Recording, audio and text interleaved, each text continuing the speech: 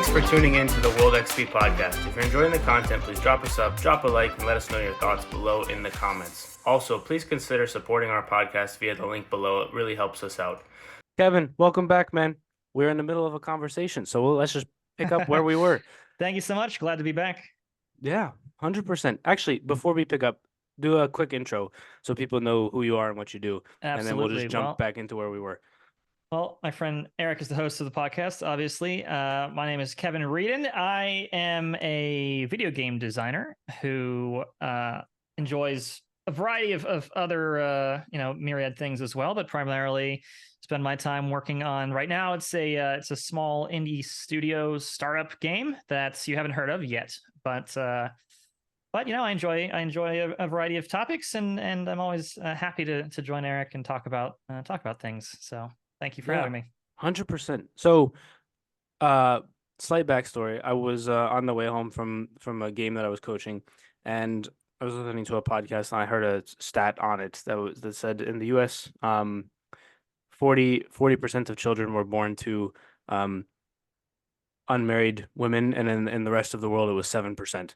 I've not verified that, but the reason I bring it up is because it sparked some thoughts on like the way that dating is currently and with all the apps and stuff.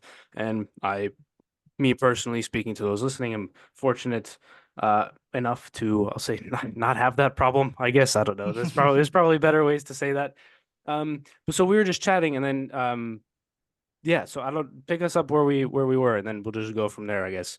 Yeah. So, I always enjoy hearing statistics like that, because for me, it's a reminder that there are so many things about kind of our relationship as humans with information. I know that sounds super pretentious to start off saying, but we hear something and we try to assign meaning to a certain thing. And so, and also kind of just the nature of can we look at a number that represents something that we think means something between and there's a difference between us as a group of people and another group of people, and we try to figure out, okay, why is this? Why is it the way that it is? Why, and then how do we use that information? Are we trying to get across a certain point? Are we trying to say this, that, or the other? A very quick Google. I don't know how to compare this to other countries, but this childstats.gov mentions births per 1,000 unmarried women. Yeah. Or live births per 1,000 unmarried women. And it's gone from 40% the previous year, or 41% the previous year, or 40, something like that. The point being, the actual numbers, the point being that the downtick or uptick isn't exactly momentous over the course of the last 10 years. Yeah. Which interests me because, if it is, quote unquote, relatively stable in the United States, why is it relatively stable in the United States at whatever number it is, between 35 and 42%, and lower in other countries? But on the other flip side of that coin, for me, what are we trying to say by saying certain things, right?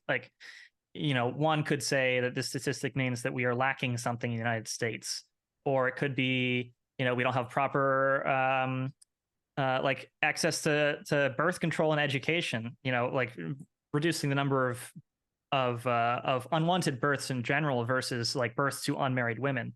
Or maybe our marriage clerks are terrible, and people aren't married by the time that they have children, and technically, born to unmarried women. So all that's kind of interesting to me. But anyway, all that to say, we were talking about relationships. I'm also thankful to not have that problem.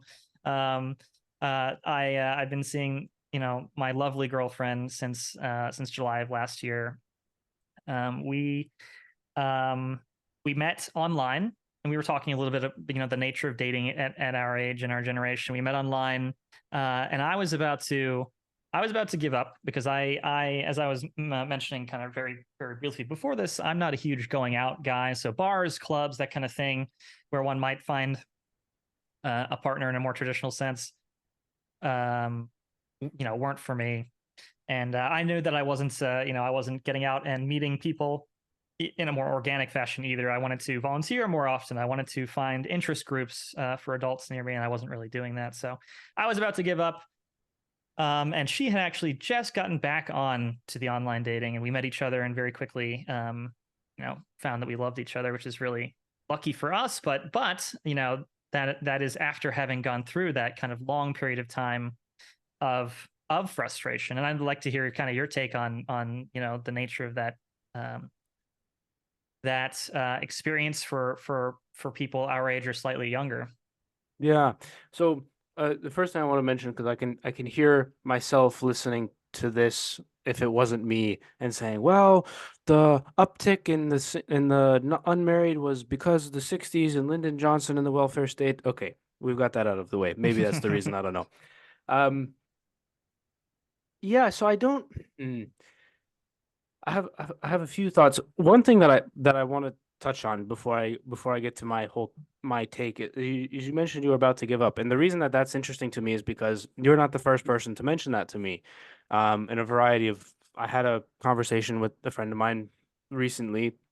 You mentioned you're not a big going out person. I'm not either, but there's a small bar near where I live where it's not very, we'll say, populated, and so you can kind of just go and hang out and like it's a good vibe. Like picture the like I don't know. There's not that many people. It's not like a clubby type bar. Like Yeah, you it's get a kind of drink like and there's pool tables kind of, but there's not that many people and it's also a small enough that restaurant. It's like you might get to yeah. see some of the same people every once in a while, kind of Yeah. thing.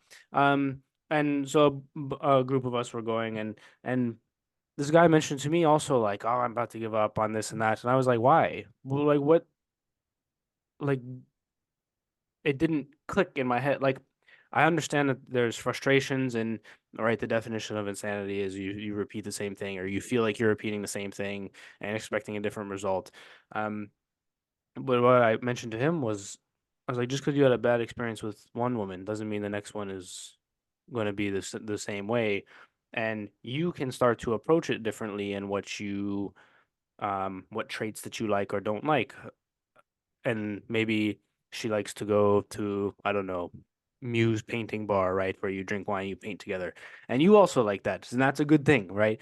But because the last girl that you dated didn't like that, that doesn't mean that it was a bad experience. It just means that you figured out something that you desired in a potential partner.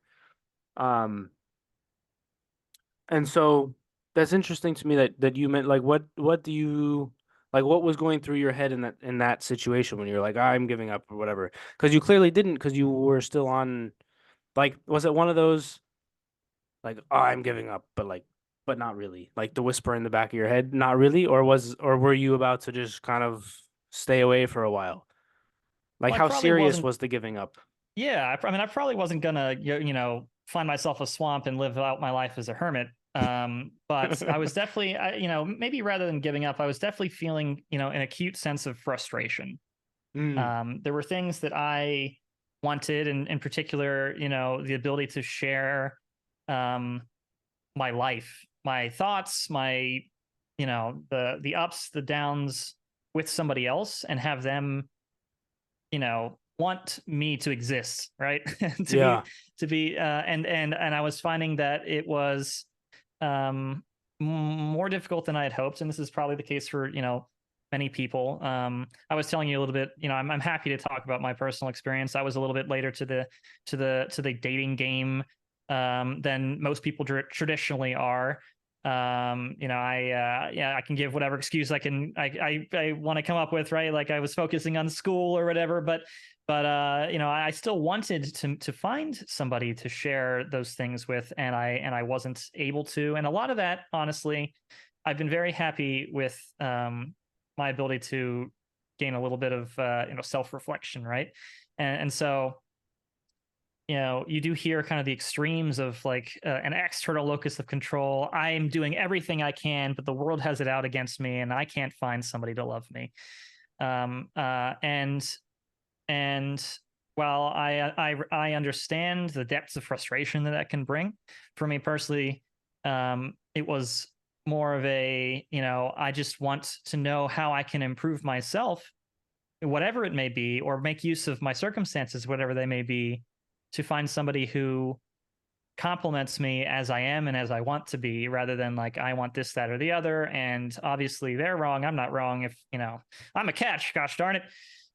So all that I don't know. stuff. I So think I think you are. oh well, oh shucks. No, thank you so much. I hope my girlfriend thinks so too.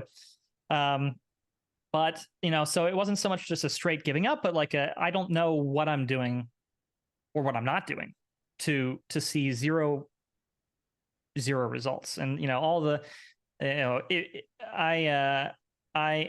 think I'm a decent guy, but evidently something wasn't clicking. Either if it's on like Tinder or Bumble, those apps, if you see matches, at least in my experience, oftentimes they would immediately try to either completely ignore you because I'm sure they're inundated with matches of their own, and I wasn't at the top of the list, or they redirect you to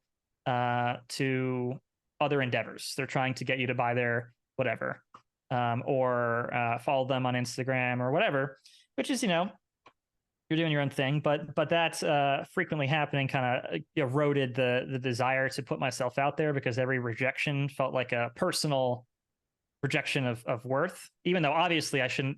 No person should put that much power into the hands of a stranger. So that is on me. But that kind of feeling of constant rejection and loss of self worth was like, oh, you know what? It's not even worth it. Maybe I just work on myself. And it's cliche.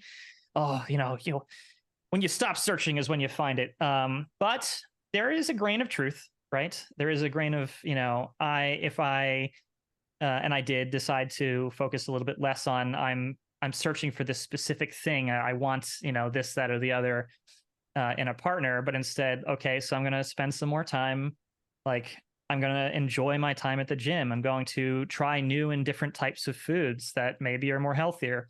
I'm not saying it's just you do all these things like a checklist and you get your partner or anything like that, but it is a very good way to build self confidence and to build attributes that are desirable, so that when you do find somebody, as I didn't think I would, but I did, as I found somebody, you're in the best position possible to kind of to have that partnership flourish. And so that's kind of what I took away from it. Yeah. Well, you asked for my take, and then you basically said it at the end. And I think that's 100% true, right? So in terms of the Tinder stuff, I don't Tinder was like relatively new, I guess, when I met Jenna. And so I wasn't on it that long, right? Because obviously then we deleted it and was Hmm. whatever. Um, but so there's one thing that's interesting to me. I think it was like 10% of the guys get like all the matches or something insane like that. And so I think part of it is the accessibility, like back in the old days, right? Pre-internet, you only had people in your town. Now you can Mm. like set the range to, I don't even know how many miles it was, but you could set the range to like whatever, and you would never cross paths with that person in reality. So Mm. like the competition for like men, I feel like is greater because you're competing against more people. Um, competing, like Sure. Yeah. in like the biological sense of whatever, before people in the comments come hate me. Um, and so that's like one piece, but the other piece that I think you absolutely are 100% right on is the grain of truth in the you'll find somebody when you stop searching is you're not you're acting in a way that's more secure in yourself, and that kind of can exude confidence, I would say, because you're like, you know what, I'm okay for the time being. I don't need like a partner because I'm good with me as a person. Right. And that can just like exude. There's some sort of like aura, I guess, that And that that gives confidence off. is attractive, right? And Well, it's but not exactly, desperate. exactly. And there's not really a metric for it, but anyone who goes through that, I think would have a similar experience to that, which is I stopped worrying about what everyone else was thinking of me, and then someone like then we found each other or whatever the case Hmm. may be, is because there's an aura that exists around that. um so yeah, no, I think you're 100% right, and that's really my take on it to people that are still kind of searching. Or that's basically what I told the friend that I was mentioning earlier. I was like, just focus on right? Focus on you. But it's really you act differently when you think that you need a person, or at least from my memory, how it was for me, you act in a way like, oh, is this girl in my class gonna think this outfit is nice? Or, oh, is whatever. And your life starts to revolve around that. And that's not, maybe not totally, but in a way that if it wasn't, it would be better. Because your life should revolve around things that you want to try and you want to do. And then when you find the partner, things change, right? Obviously, your partner has interest, you have interest, you have to compromise, et cetera, et cetera. Right. But yeah, I think you're 100% right, basically. So that's just to add on to what you said. But yeah, Yeah, and for what it's worth, if there is anybody listening who is experiencing kind of those bitter feelings of, why not me? I can empathize with that. I think that it's very easy to hear something that I or Eric is saying, like, hey, just work on yourself, and be like, it's not that easy, because I know that it's not that easy. But at the end of the day, as Eric was mentioning, and as I will tell you, and hopefully these two strangers have some some influence, or if you hear something that resonates with you, then that works. But at the end of the day, um, there is always value in pursuing things that make you more confident in who you are, and that is in my personal experience one of the highest returns of investment uh, in finding a partner, is making sure that you are a whole person. So if that yeah. hold some salt for you. No, that is 100% true, right? People say, oh, relationship should be 50-50. I don't, I haven't found that that is, I've, if your relationship should be 100 plus 100, in my opinion. Um, because you, the other way I put it is like, how can I fill your cup if mine's not full? So if Right. I'm, if, and it's not to say you always prioritize yourself, because that's not true either. But there has to be a certain level of I grow, you grow, and then we grow together. Hmm. But it can't just be only together. It has to be all three of those things. Um, and then on the why not me point, I think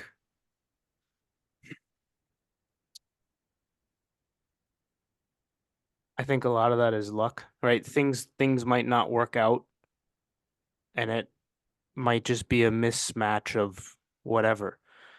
Um, And that is perfectly okay. And that was yeah, something that I yeah, struggled with. absolutely, absolutely. I've And had. it's very okay. Your interests might not align, right? You might be really good friends with somebody, or you guys might really get along and you guys might really like each other, but there might be some like irreconcilable difference, that is that a word? I think that's a word. Mhm. Um, that you just can't get over, and it's not person one is a Yankees fan, person two is a Red Sox fan, person one is a Barcelona fan, person two is a like, as a very easy example, but Mhm.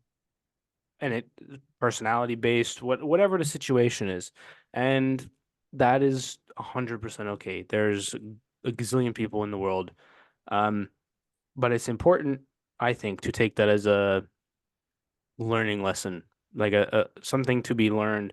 Like I mentioned earlier, now you know that you don't that you would rather your partner not do this, or you would rather them, or in the case of your partner wasn't doing something that you would have liked them to have done, now you know that, oh, I didn't even realize that I would want my partner to be, I don't even know what a good example is.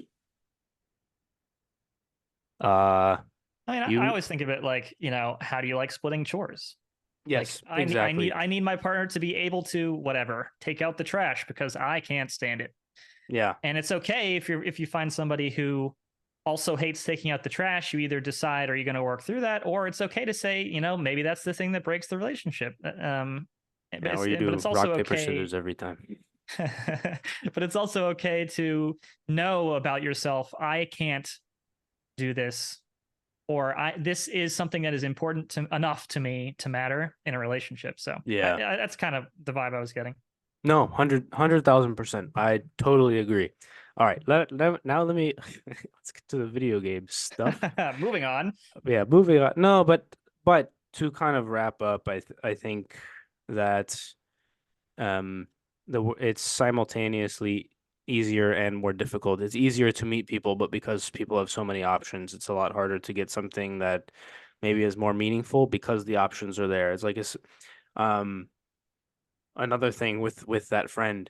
He was like, "Oh, something went wrong," and we just stopped talking. I was like, "Why? Did you ask them about it?" He was like, "No." I was like, "Well, dude, it's- you're you're gonna fight with that person at some point." And then it was like, Communication. "Yeah, how Another long had cliche. yeah, Communication is key, but it's so yeah." true. It was It's like, so "How true. long had you guys been talking?" "Oh, a month." I was like, "You had your first disagreement, and you just stopped. Like, why?" Right.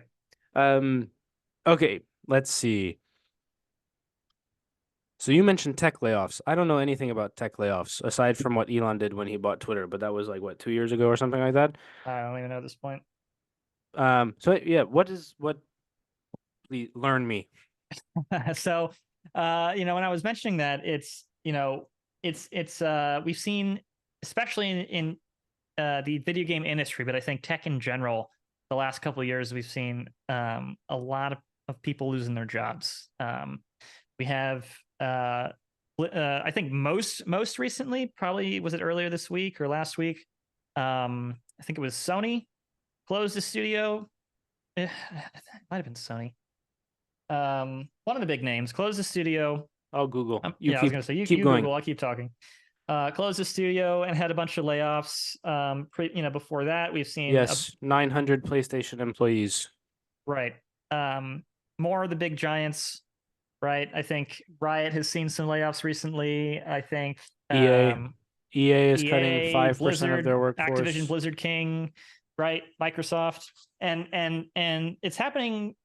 It, it's scary because I also not to like turn it into like a also a stock slash financial thing, but I personally have this really tough time with how many people seem to think that the numbers are just going to keep going up, like these infinite growth people. What do you mean the And numbers? I mean that, I guess specifically, I mean, and take this with a grain of salt, right? I'm not a financial analyst. These are just my personal observations, but like the idea that in my head, we are linking a desire for infinite profitability and growth from companies and shareholders and the stock market to like weird ass business practices that are actually going to get people in trouble. And some examples, this is a bit of a tangent, but like some examples that come to mind are like, did you hear about how Wendy was like, we're going to do surge pricing for Hmm. our burgers, Yeah, that right? And like, I saw a headline and I was like, anyways, keep going. and we don't know the veracity of the statement, right? Like we don't know if they actually intended to do surge pricing or if it was some other whatever, but they ended up walking it back a little bit because people were rightly like super frustrated. Like you're not going to do surge like you're not going to surge wages for your employees, are you? Like this is just squeezing money out of people who want a burger. Or like Netflix, all this, people complain that Netflix is losing content and raising prices and cracking down on password sharing. And people were like, I'm just going to go pirate again. Why would I pay for Netflix if it's not more convenient than what I was doing before Netflix? And I, at least, without any basis, view that as because we are pursuing infinite growth. Like the stock market always goes up. Numbers have to go up every time. And if not, you see this giant shareholder decrease. And so I worry that, this desire for infinite growth and the stock market keeps going up and all that stuff in conjunction with all these people in tech who are losing jobs, or all these people in the video game industry who are losing jobs, and the advent of like things, people are claiming that we're going to lose a bunch more jobs because of the advent of AI, which may or may not be true, or like how that impacts the whole atmosphere. It's just a little scary, especially as somebody who is in that industry, to hear about all these things happening, all these talented individuals who um, don't necessarily. Again, I don't have all the facts, but you hear about these golden parachutes from the CEOs who were part of the company during that layoff. Like they're making how much a year? They're making how many millions of dollars a year? And if they had taken a cut in that, they could not have had to fire any of those employees. just that disparity feels a little wonky for me in the industry right now. Yeah, that makes that makes a lot of sense. I want to add a disclaimer to the CEO part because I don't I don't it's an easy um it's like an easy out. Not necessarily that Oh you no, took it, you're right. that You're you right. took it, but it is so hard to run a company uh of like five people, let alone however many that those people have. And that's a valid So point. That's a valid so point. maybe they should take a cut, maybe not. Comma, they're not getting paid that much for no reason. Like I'll just leave it there, and then Yeah, we no can worries. we can debate the exact amounts. But I think it's important to throw that out there because, for example, I work for a relatively smallish company, and the president and um he's got one guy in his like C-suite, and they're working like 12-hour days almost every day because all the little things start to add up that you wouldn't even think, not you, but people wouldn't even think that they have to deal with. Okay, putting that aside. Well, I mean, Uh I just want to clarify that yeah, I'm not yeah. saying that the people at the top, the C-suite, don't bring value to the company. It's just for me, I didn't think you were. yeah, it's for me, it's just tough to say how can one person earn like let's say $100 million worth of value Yeah, in a year. fully Uh, agree. I'm with you there, right? Like the numbers are astronomical and maybe they shouldn't be that astronomical, but also the amount of people that can actually do that job. I think we talked about this last time, the whole like greatness conversation, the hmm, like Michael Jordan competitiveness thing where he's like actually quite a bit of a dick, but then it's like, well, that got him to be what he was. right. Um it's kind of that thing. It's like when you're the best in the world at what you do, and a lot of these people are the best in the world at running a company, right? It is maybe we don't watch them on TV, but should we say that, well, because LeBron James could have taken a little bit less money, that they could have paid the equipment guy some more? Like to me, it's kind of a similar ish situation. Um, so that's why I bring it up because I think that people there's a like the marketplace of skill sets is something that I don't is an interesting topic to me, and I've not had really had the chance to bring it up to a lot of people, um, to discuss it, just because it hasn't fit into whatever the conversations have been. Sure. But it's like if you're the best in the world at a thing, and somebody's willing to pay you blank for that skill set, it's like, all right, so some big company is willing to pay the best chief executive officer in the world a gazillion dollars to run their company in a way that that person thinks is good. We can all we that I suppose the counterpoint would be if you are the best at what you, and again, you know, I'm the first to admit ignorance of many things in my life, but if you are the best at what you do, then why have things happen to the company that necessitate such changes? fully agree. My counterpoint to your counterpoint Of course, nobody's is perfect, and there's a lot more to it well, than I wasn't even going to go there, but it's in the eye of the person that's paying that person. So the owners or the shareholders who are paying the CEO to run the company might say, this guy or girl is the best in the world at what they're doing, and layoffs make sense, and that's going to make the company better. Now, we can debate whether or not that's true, but it's not up to us to decide who is the best in the world at whatever, or who is what skill set is worth X dollars, right? mm, Like if there was no like let's just say I, Eric, want to develop a video game, and I say, you know what, Kevin, you're the best video game developer in the world. I'm going to pay you $1 trillion per hour. sure. You'd be like, all right, cool. So then, like the marketplace of ideas, or the marketplace of generally would say, okay, there's another video game developer who's almost as good as Kevin, but he's only asking for $1 billion per hour, and it's basically almost the same. then the business owner would say, you know what, I'm only going to pay the other guy because it's Right. a It's a hundred lot times of money less or saved. whatever. It's 100 times less or whatever the case may be is, right?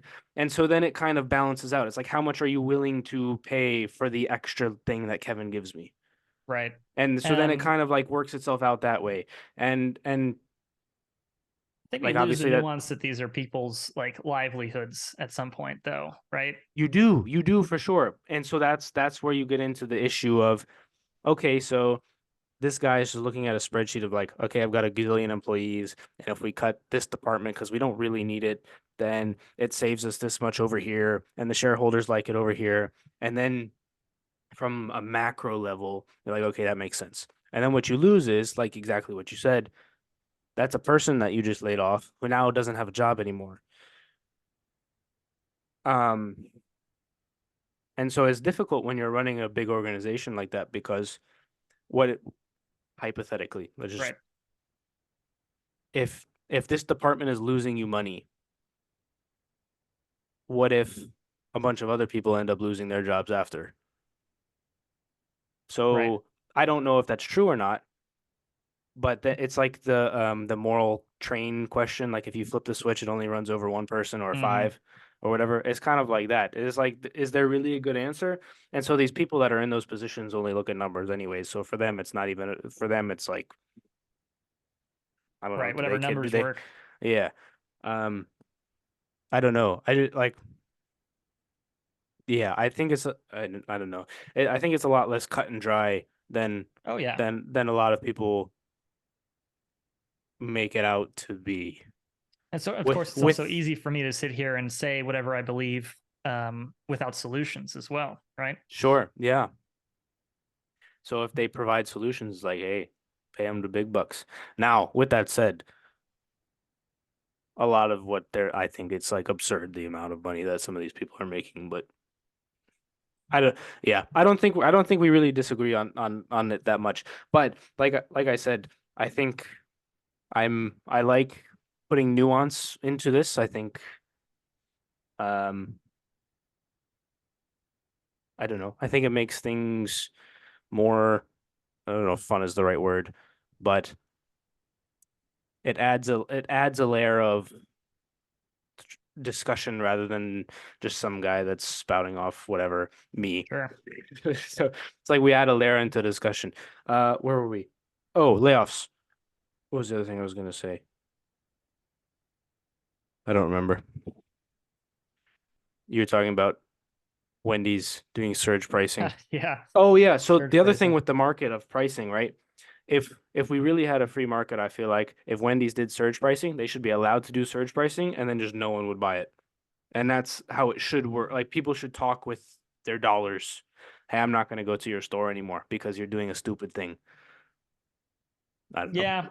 Maybe in a perfect world, but I don't think that exists, right? I don't disagree. There was an anecdote I think from somebody who was working at World of Warcraft at the time, or for Blizzard, I suppose, talking about the comparative amount of money made by the game StarCraft 2 Hmm. and the release of one, the first, I believe, cosmetic cash shop option in World of Warcraft.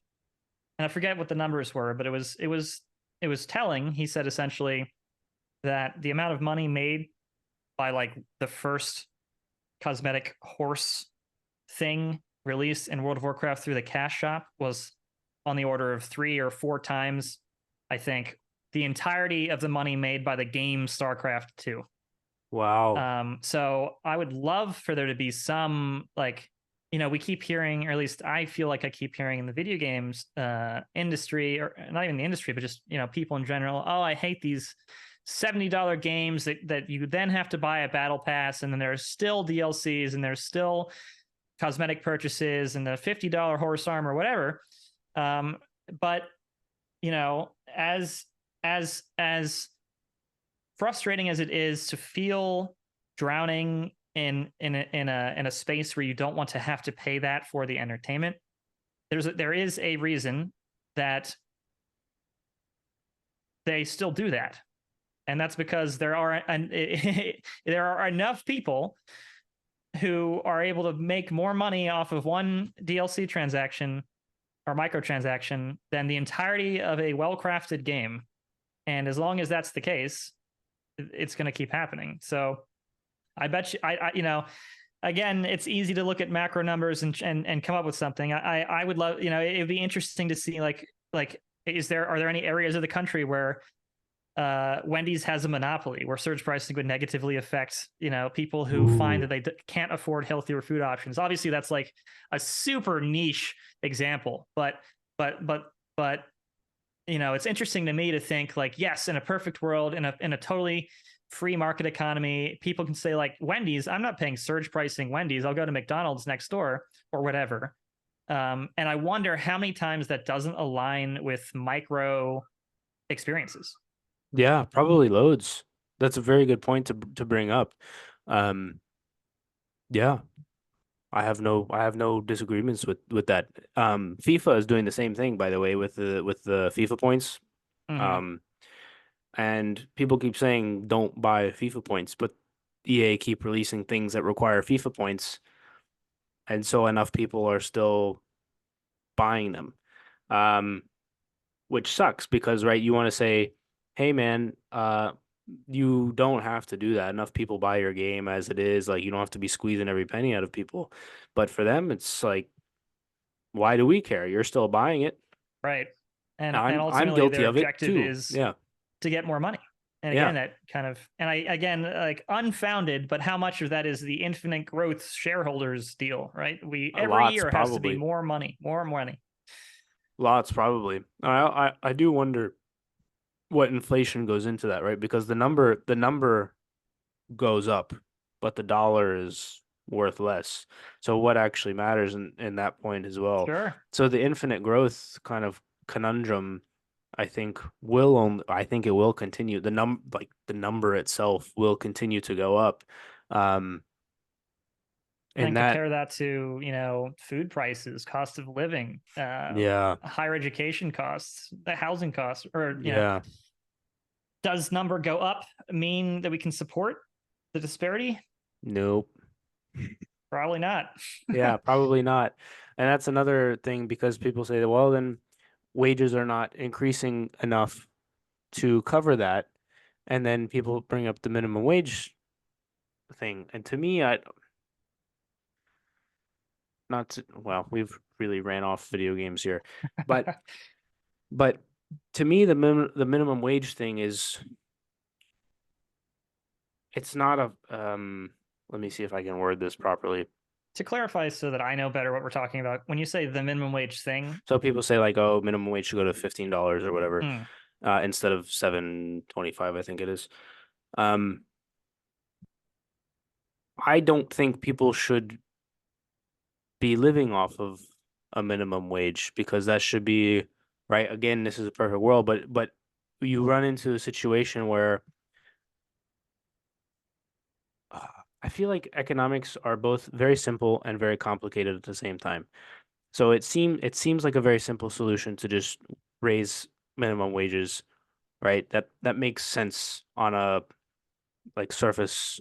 Like, okay, we just do that, then people will have more access to things. I mean, But I think I am going to agree when you disagree with that in a second. So yeah, so then you have situations where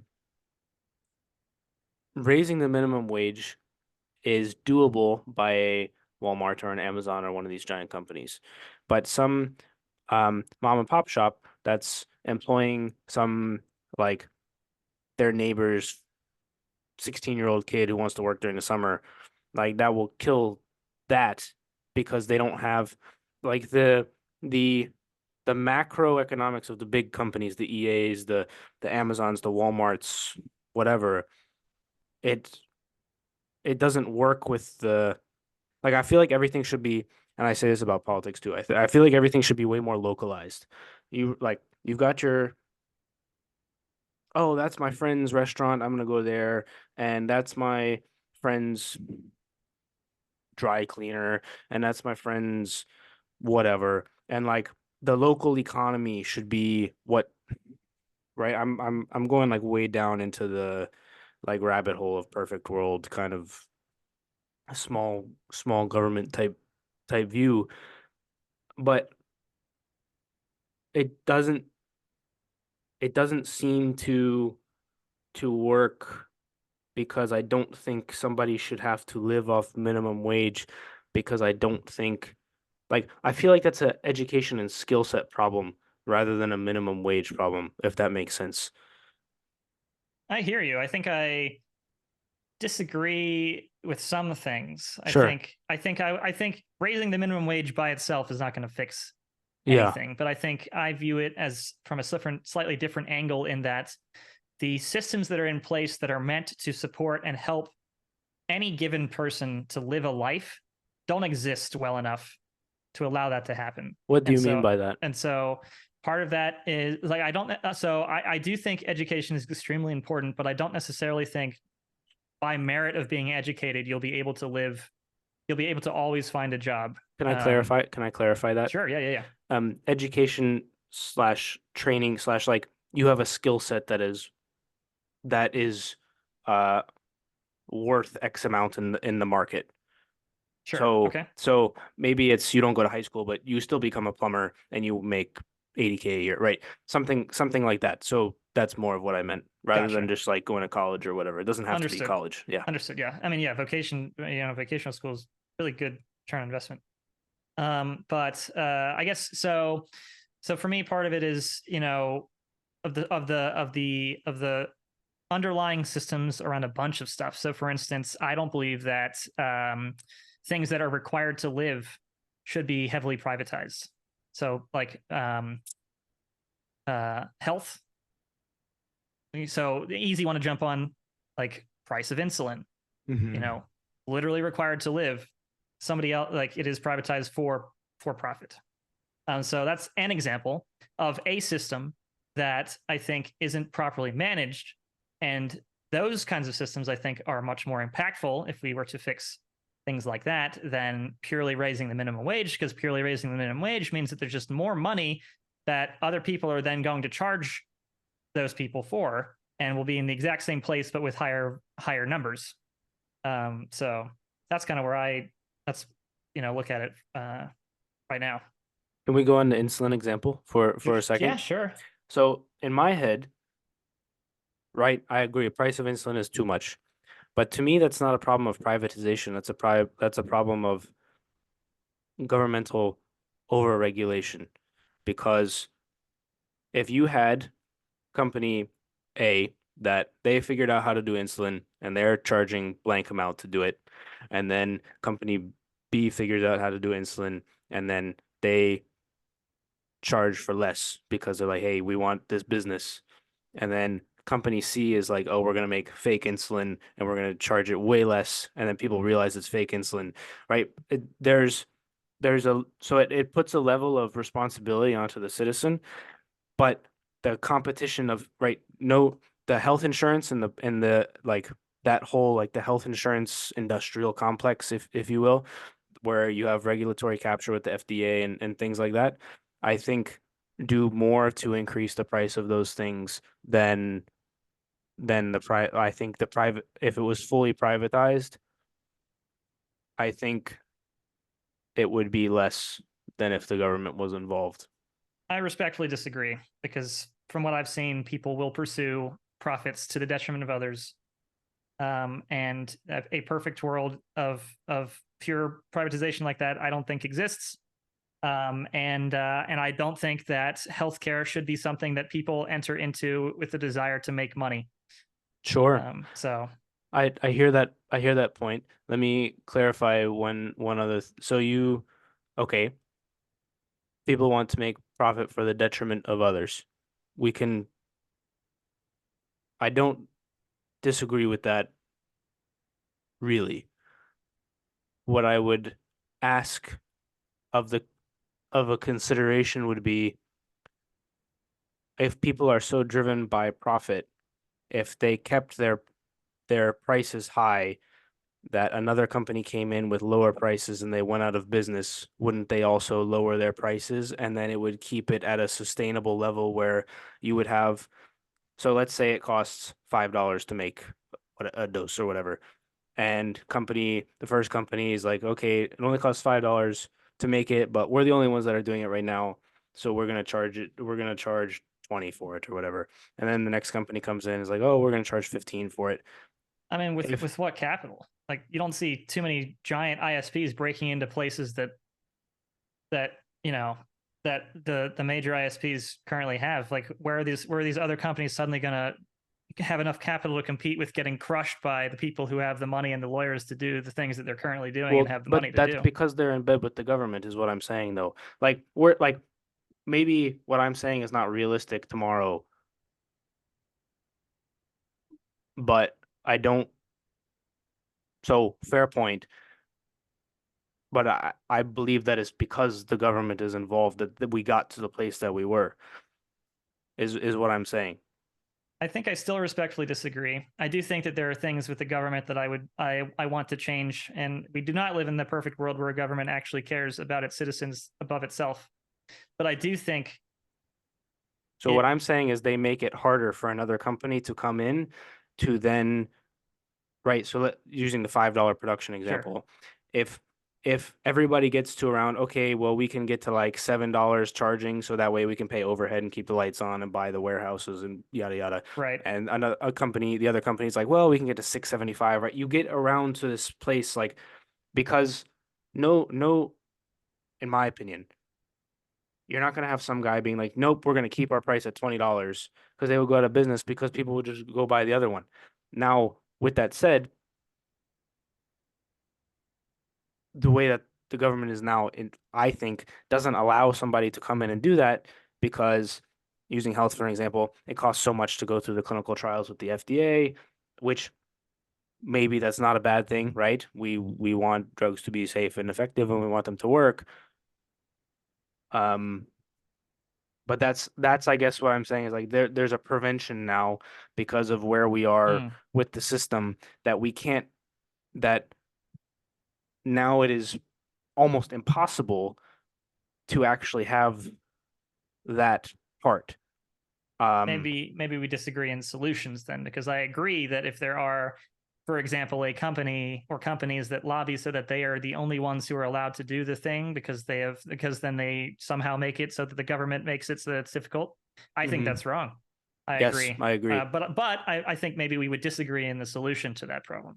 So what would your so my solution would be um pull out a Teddy Roosevelt style trust bust and break all the big ones up and then just go from there.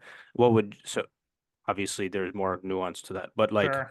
what would yours what would Well, here's yours my be? pie in the sky perfect world, but Sure. we would put people in place who are able to affect change to the government itself, which is almost entirely unrealistic just due to the nature of the size and the duration of these issues.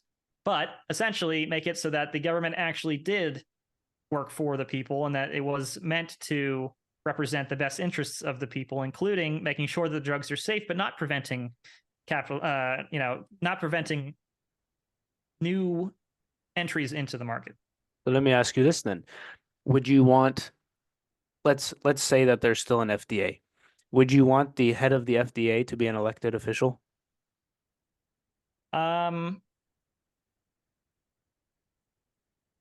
I don't know enough about the structure of power within certain agencies to answer that with certainty. Let's say any agency, right? If the government works for the people, you would want them to be elected in some way, shape, or form.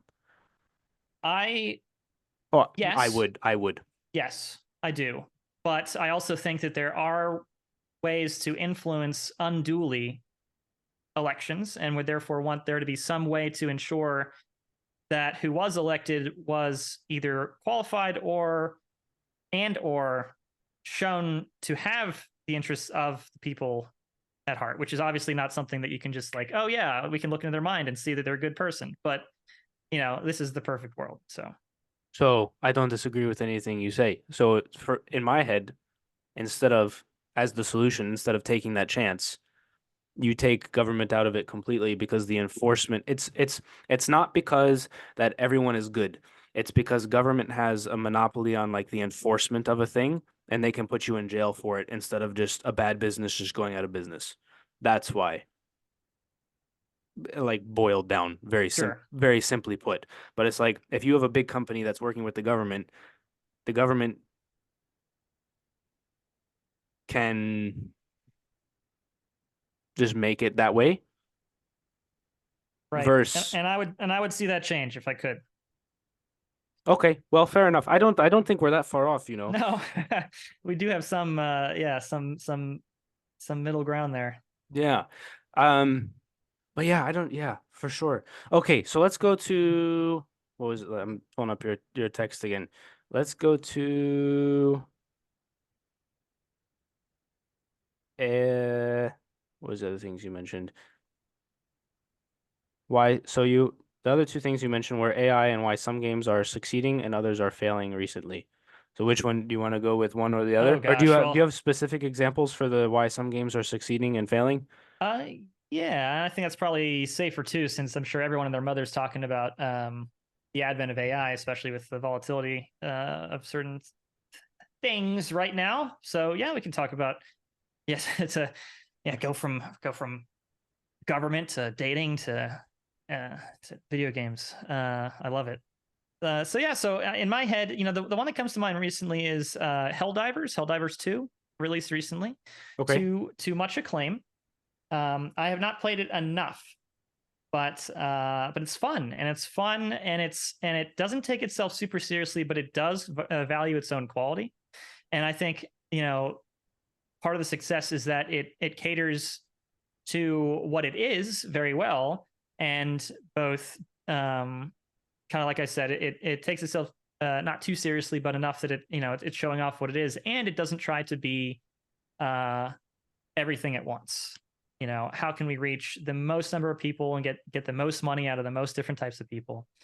Um, and the example I was going to bring up, I will never speak poorly of fellow video game developers. I think oftentimes the success or failure of a game is beyond and when I say oftentimes, I mean it's almost always beyond the scope of what any given dev does in their day in their over the course of the development of the game. So I'm never going to be like, oh, the coders who worked on this game must have sucked because the game sucked. That's not how it works. Yeah. So when I say that I think a game did poorly, or I say I think it did poorly for this, that, or the other reason, it's not speaking about devs. Just to preface that, but for example, the negative release sentiment of Suicide Squad killed the Justice League. It released to fairly negative reviews. I think some of the reviews, obviously, negative sentiment has a reason, whether or not you Yeah. agree with that reason. And the negative sentiment seemed to be about, we have uh, a poor user experience, too many different elements that were disparate and didn't like resolve into an actual enjoyable quote unquote game. And so it's just kind of been interesting to me to see, some of these games' success, some of these failures. Obviously Baldur's Gate 3 released to critical acclaim, and I agree with a lot of the positive sentiment, but that doesn't make it the best game ever made. But why was it successful, and why are we continuing to see certain things succeed and certain things fail, and certain things get better and certain things kind of fall out of the limelight? Yeah, that's super interesting that you mentioned that. The why some games continue to succeed. And I think I've asked you this before, but you've heard of Age of Empires 2? Oh yeah. So that game was made in like the 90s. And this week, well, this week as of time of recording, uh, this big tournament called Hidden Cup where they do qualifiers and then all of the players who are in it are assigned like hero names, so you don't know who's who, and it's a Mm-hmm. randomized bracket, and you don't find out until the end. It's like a $50,000 prize pool. Microsoft is involved. They're sponsored by like Red Bull and like some like big things. And so that's a game where you look at it and you're like, wow, that one really worked. And then they released Age of Empires 3 and that one flopped, I Yeah. guess. And it's like But is it because it was a bad game, I or don't think, I mean, I only played it a handful of times, but that's right? because everyone else I knew was playing too. And I don't know. It's the same for me as kind of like the Civilization series. I think there's six now. Hmm. and I really liked 3, and I didn't really like 4 and 5. And but I liked 6, and 6 and 5 were kind of similar. And I don't know, maybe I had more of a willingness to like learn the new, because 3 and 4 were very different. Um, and I was like, "Ah, I don't like 4," but maybe I just didn't want to learn it. Yeah. I think it's really interesting that there are some, and it's not just, it's the evolving people. Like, yes, like kind of exactly to your point. Like, would I want to play the same games now that I did? Do you know how many hours I spent coming home after soccer practice after school and just getting on and playing Call of Duty on the Xbox? Loads. And like too much, Yeah. homework and Call of Duty. That's all I did after soccer. But like I don't have the I guess the adrenaline or the maybe maybe not the reaction speed, but like I don't think I would enjoy playing Call of Duty for like 6 hours straight after work. And that's just an evolution of my desires as a gamer. And then then you see larger groups of gamers. We saw the rise over the course of however long that was of all of the battle royales, right? Yeah. With Fortnite and PUBG and all the different battle royales that have come about. And that didn't really, before that, maybe MOBAs were, League of Legends was obviously League of Legends is still super popular, but MOBAs were reigning, or MMOs were reigning. And now and maybe fewer players are playing MMOs now versus other games, and kind of seeing that like evolve over time is fascinating. And I guess if I had the market data answer for you, I'd be paid millions for my for my market analysis. But the idea of those shifting desires and what still holds true even through shifting desires is really fascinating to me, because Age of Empires 2 was in the same era for me as like Age of Mythology Yeah. and a bunch of other RTSs that I thought were super cool. Things that I'm excited to see come back. I don't know if you were a Star Wars Battlefront fan, but like Yes. the I OG bought it, by Battlefront the way. on the OG Battlefront on what was PlayStation 2, I think, is being remastered. I And think I Xbox. heard. Well, I bought the one. Sorry to interrupt. No, I go. bought I bought the original Battlefront one on. Actually, I bought them both on Xbox One because it's backwards compatible. So Hmm. I just bought them like a year or two ago because Yeah, I wanted to. Yeah. and how cool is that? And how hyped was I when I saw on X or Twitter, or whatever you want to call it, that they were remastering? And but like, why was or like Lord of the Rings: The Two Towers is one of the best PlayStation 2 games I ever played, Hmm. and I would totally buy a remaster of that. But like, why? Why? Was it the mechanics? Was it the setting? Was it the like? What about those? It's just, I don't know. It's just so interesting to me to try to capture. I think for Age of Empires versus like Age of Empires 3 or Age of Mythology or those, I think they were all decent games, but one just hit a little bit better, and they were Mm, all similar enough that people who liked that kind of game were kind of all like, all right, let's just pick this one. right. Um, This is the winner.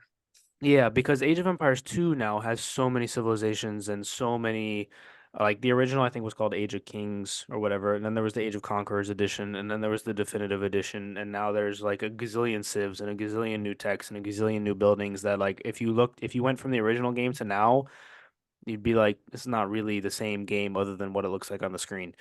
Um, with that said, for other games, I don't know. I really don't know. I think some of it is, feel like a lot of it is luck. Um,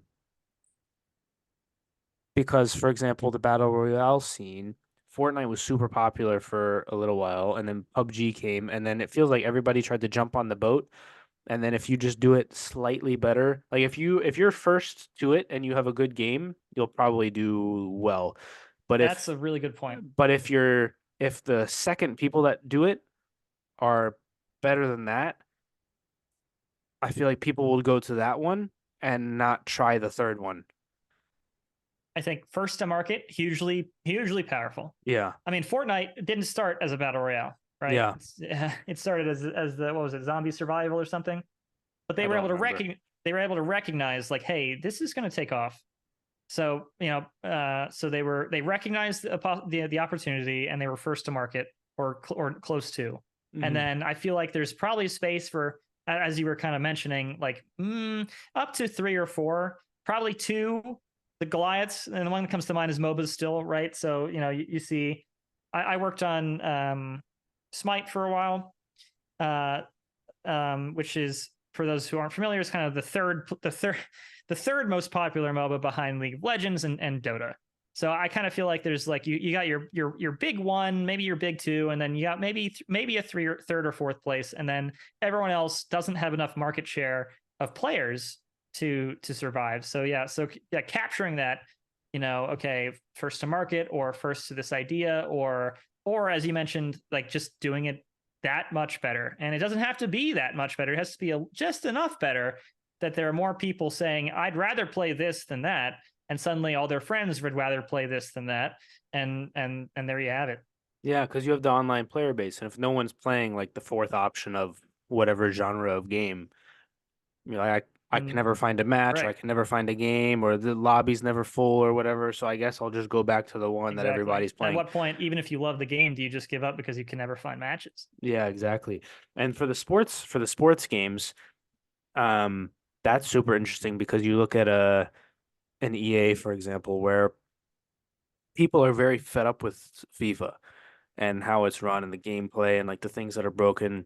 Like Mm-hmm. last year, for instance, I you would concede a bicycle kick off a corner like 2 times a game, which is absurd from like center backs with 50 shooting, right? So it's like it doesn't make sense. Right. Um, but there's no competitor.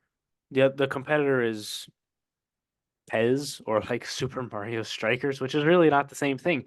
And then the same with basketball, right? NBA Live was a thing for a little while, and then 2K has taken that over. But And like, unless there's some breakout soccer game, like, how are you going to get all the people who hate FIFA exactly. but still play it because all their friends play FIFA to play this other Yeah. game? So with that, um, so FIFA, EA doesn't have the rights to FIFA, the name FIFA anymore. So it's Mm-hmm. called EAFC or whatever. I saw a rumor or a post on X or whatever that 2K had got the rights to FIFA, and I think that would do it because I think a lot of people would try it. I don't know how many it would stick with. Right. Um, because a lot of people see the 2K My Player scene and they're like, "Wow, that's really cool," or they like how 2K My Team is done on for NBA. And I think you'd have enough. I think you'd have enough people. Hmm.